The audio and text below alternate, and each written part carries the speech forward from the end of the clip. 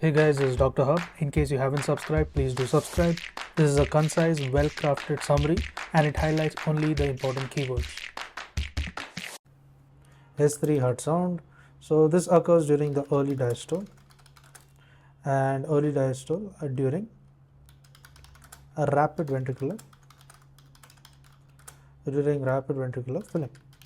So early diastole during the rapid ventricular filling, and it is associated with the increased filling pressure, and that includes the mitral regurgitation and also the presence of the heart failure. There is the mitral regurgitation and the heart failure.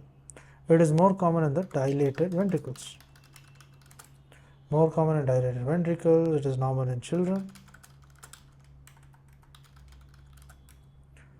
and so it's associated with the increased filling pressure. That is mitral regurgitation and heart failure. It is more common in dilated vessels. It is more common in children.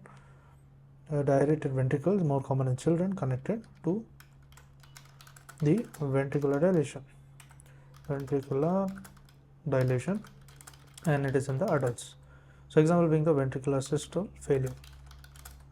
Now what are the characteristics of the S3? The characteristic is that it is created during the heart cycle. Heart cycles, first fast filling. So fast filling phase is where this sound is produced. It lasts only 0.07 to 0.10. So it is the shortest so far we have seen. Next, moving on to